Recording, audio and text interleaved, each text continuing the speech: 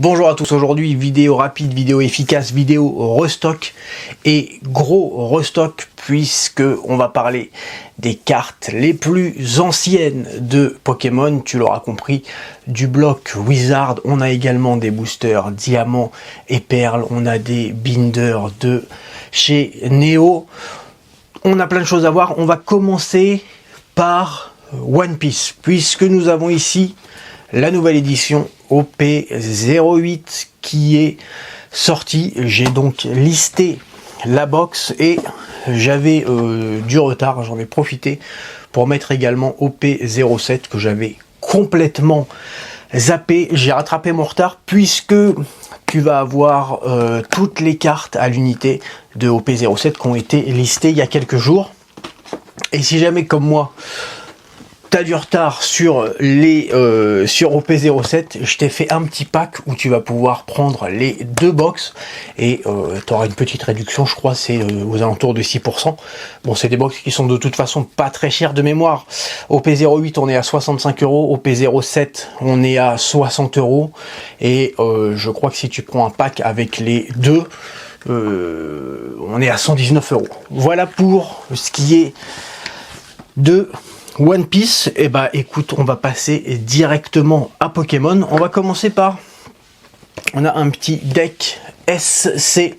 Je sais pas si tu te souviens de ce deck. Tu as à l'intérieur un starter pour jouer directement qui contient le Dracofeu V et le fameux Dracofeu V Max, voilà, qu'on peut obtenir que dans ce starter deck. Et malheureusement, j'en ai qu'un pour l'instant qui est dispo. On va avoir, avant de passer tout de suite au bien plus lourd, les cases de protection.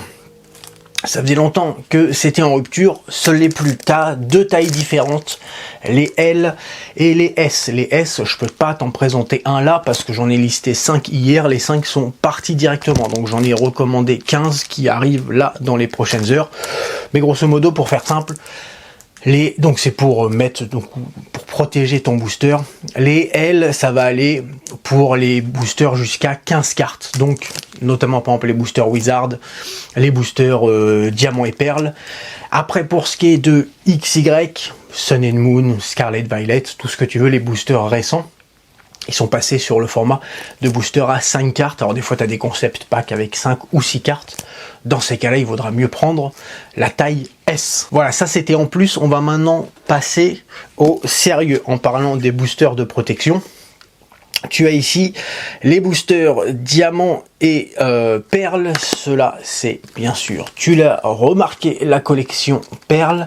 Donc on en a 6. Et donc, eh bien, par souci d'équité, on a également 6 boosters de la collection Diamant.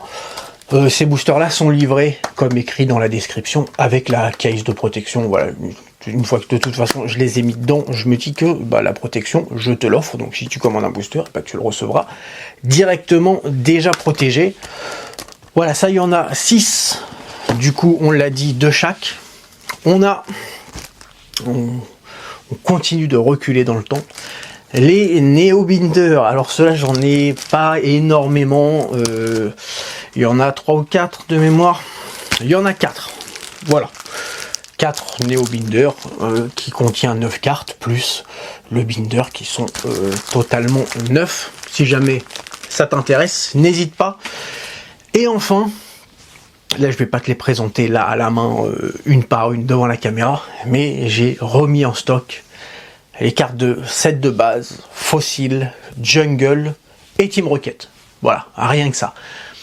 Alors, comme dit précédemment, il n'y a pas 100% de toutes les cartes, mais j'ai quand même restock énormément de cartes. En tout, il y a à peu près 600 cartes qui sont arrivés avec bien sûr parfois plusieurs fois le même exemplaire, en 3 ou 4 exemplaires, des fois que 1, des fois que 2, Certaines cartes 0 parce que bah, le prix ne m'intéressait pas, mais tu vas retrouver énormément de cartes sur Japan TCG de ces 4 éditions. Je t'en présente une petite emblématique quand même. On a bien sûr le Florizard ici présent.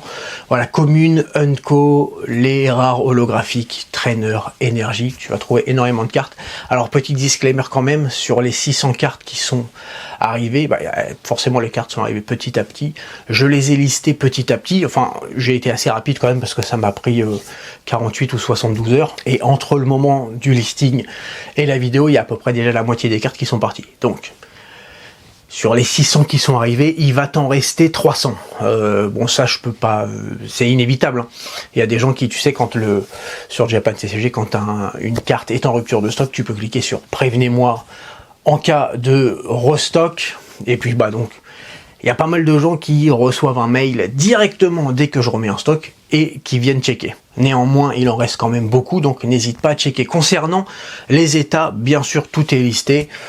99% des cartes, c'est soit Near Mint, soit Light Play. Alors, pour le Light Play, je vais te montrer un exemple. Ça, c'est le meilleur Light Play, grosso modo.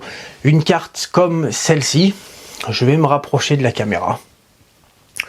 Voilà, le petit insécateur de Jungle.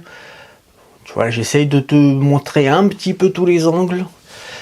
Je te montre le dos.